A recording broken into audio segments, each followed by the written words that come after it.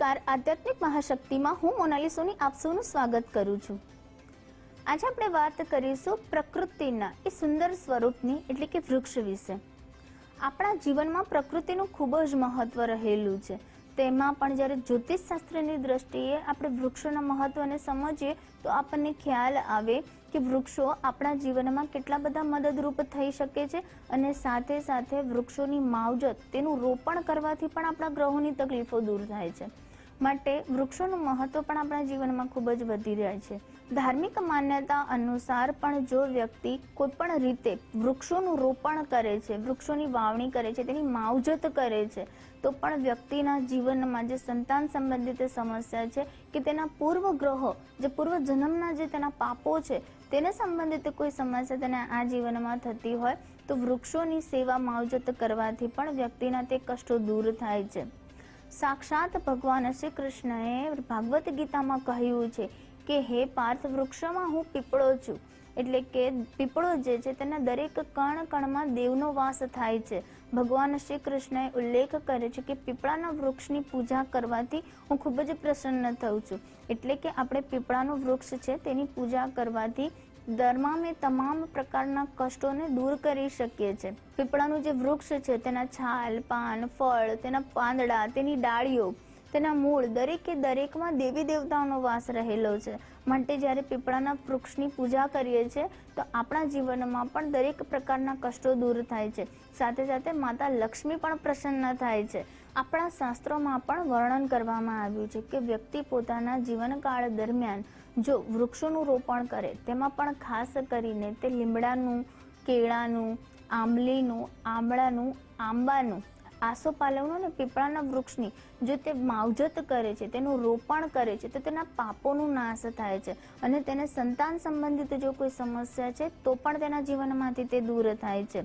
તુલસીનો જે છોડ છે તમે તમારા આંગણામાં તેને વાવો છો, તેનું રોપણ કરો છો, નિયમિત સાંજે તમે ત્યાં ઘીનો દીવો પ્રજ્વલિત કરો છો, માતા લક્ષ્મીજી અને ભગવાન વિષ્ણુજીની તમે ઉપાસના કરો છો, તેમનું નામ સ્મરણ કરો છો તો સ્થાયી તમારા ઘરમાં લક્ષ્મી નિવાસ કરે છે, ભગવાન વિષ્ણુના આશીર્વાદ તમને પ્રાપ્ત થાય છે। એવું પણ માન્યતા છે કે જ્યારે તુલસીનો છોડ સુકાઈ જાય છે, મતલબ કે તમારા ઘરનું કોઈક એવું કષ્ટ છે જે તુલસી માતાએ ગ્રહણ કરી લીધું છે, તે કષ્ટમાંથી તમને છુટકારો અપાવ્યો છે, માટે પણ તુલસી માતાને તમારા આંગણામાં રાખો છો તે તમારા ઘરની રક્ષા કરે છે અને તમારા ઘરમાં હંમેશા સુખ, સમૃદ્ધિ અને સફળતા, ધન સંબંધિત જે પણ તકલીફો છે તે દૂર કરીને તમને આજીવન સુખ અને સમૃદ્ધિ આપે છે। વડ અથવા તો વટ વૃક્ષ જેમાં ત્રિદેવનો વાસ રહેલો છે અને સાક્ષાત આપણા સ્વયંભૂ શિવજીનું તે પ્રતીક માનવામાં આવે છે। એવું કહેવામાં આવે છે કે તમે માત્ર વડલાના વૃક્ષના જો દર્શન પણ કરી લો છો તો તમે સ્વયંભૂ શિવજીના દર્શન કર્યા હોય તેટલું ફળ તમને પ્રાપ્ત થાય છે અને તમારા જીવનમાં જો કોઈ પણ પ્રકારનો કષ્ટ છે તો તમે વડના વૃક્ષની જો પૂજા કરો છો તો પણ તમારા તે કષ્ટ દૂર થાય છે અને તમને મોક્ષની પ્રાપ્તિ થાય છે। કેળના ઝાડને પણ આપણા ધર્મશાસ્ત્રોમાં ખૂબ જ પૂજનીય માનવામાં આવે છે, કારણ કે કેળના ઝાડમાં ભગવાન વિષ્ણુ વાસ કરે છે અને કેળના ઝાડની પૂજા કરવાથી માતા લક્ષ્મીજી પણ પ્રસન્ન થાય છે। કેળાના વૃક્ષનું જો તમે રોપણ કરો છો તો ભગવાન વિષ્ણુ સાક્ષાત તમને આશીર્વાદ આપે છે અને તમારા તમામ પ્રકારના કષ્ટો દૂર કરે છે। જો કોઈ પણ વ્યક્તિના લગ્ન નથી થઈ રહ્યા અથવા તો તેને દાંપત્ય જીવનમાં કોઈક ને કોઈક પ્રકારના મતભેદો અને સમસ્યાનો સામનો કરવો પડી રહ્યો હોય તો પણ તે વ્યક્તિએ ગુરુવારના દિવસે ભગવાન વિષ્ણુના મંદિર આગળ કેળાના ઝાડનું રોપણ કરવું જોઈએ, સાથે સાથે તેમાં તેમણે હળદરનું તિલક કરવું જોઈએ અને કેળાના વૃક્ષની પૂજા કરવી જોઈએ। આ રીતે જો તે નિયમિત દર ગુરુવારે કરે છે તો પણ તેના દાંપત્ય જીવનમાં મીઠાશ આવે છે, પરસ્પર બંને વચ્ચે પ્રેમ વધે છે। ભગવાન વિષ્ણુજી અને માતા લક્ષ્મીજીની કૃપા હંમેશા તે દંપતી પર બનેલી રહે છે। આગળ જ્યારે આપણે વાત કરીએ તો લીમડાનું ઝાડ જે આયુર્વેદની દ્રષ્ટિએ પણ ખૂબ જ આપણા માટે ફાયદાકારક છે અને સાથે સાથે લીમડાના વૃક્ષને વાવવું, તેની માવજત કરવી તો પણ વ્યક્તિના જે ગ્રહ સંબંધિત જે કષ્ટો છે તે દૂર થાય છે। લીમડાના વૃક્ષની જો આપણે વાત કરીએ તો માતા દુર્ગા લીમડાના વૃક્ષમાં વસે છે અને સાથે સાથે જે લીમડાનું વૃક્ષ છે તેને નિમરી દેવી તરીકે પણ ઓળખવામાં આવે છે।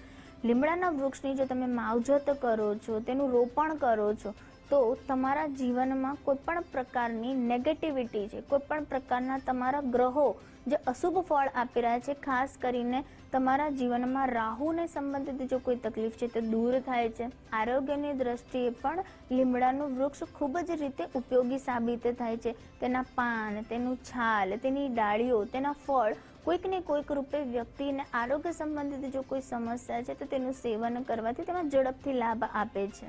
હવે વાસ્તુશાસ્ત્ર પ્રમાણે પણ જો આપણે જોઈએ તો વાસ્તુશાસ્ત્ર પ્રમાણે પણ કેટલાક પ્રકારના વૃક્ષ જો તમે તમારા ઘરમાં તેને ઉગાડો છો, તેની માવજત કરો છો, તો પણ તમને વાસ્તુ સંબંધિત જો કોઈ સમસ્યા છે તો પણ તે દૂર થાય છે. ખાસ કરીને આપણે વાત કરીએ તો જે મની પ્લાન્ટ છે, તમારા ઘરમાં તમે મની પ્લાન્ટ રાખી શકો છો. મની પ્લાન્ટ તમે ઉગાડો છો તો પણ તમારા ઘરમાં માતા લક્ષ્મીજી વિશેષ રીતે પ્રસન્ન થાય છે અને તમારી દરિદ્રતાનો નાશ થાય છે. હંમેશા મની પ્લાન્ટ જ્યારે તમે રાખો છો તે વાતનું તમારે એક ધ્યાન રાખવું જોઈએ કે તે હંમેશા ઉપરની તરફ જતી હોય, તેને સુવ્યવસ્થિત રીતે ગોઠવણ મુજબ બાંધેલી રાખવી જોઈએ અને ઉપરની તરફ ઉગતી મની વેલ હંમેશા સકારાત્મક પરિણામ આપે છે. હંમેશા વૃક્ષને તમે જ્યારે પણ તમારા ઘરના આંગણામાં જ્યારે લગાવો છો, હંમેશા તમારે તે વસ્તુનું ધ્યાન રાખવું જોઈએ કે તે ઘરના જે મુખ્ય દરવાજા છે તેમાં કોઈ પણ રીતે અવરોધ પેદા ન કરતું હોવું જોઈએ અને કોઈ પણ રીતે ઘરની મધ્યમાં, વચ્ચેમાં કે તમારા ઘરમાં જ્યારે તમે અંદર પ્રવેશો છો ત્યારે તે કોઈ પણ રૂપે વચ્ચે ન હોવું જોઈએ, તો પણ તે કોઈકને કોઈક વેદ ઉત્પન્ન કરતું હોય છે. તે બાબતનું પણ તમારે ખ્યાલ રાખવો જોઈએ.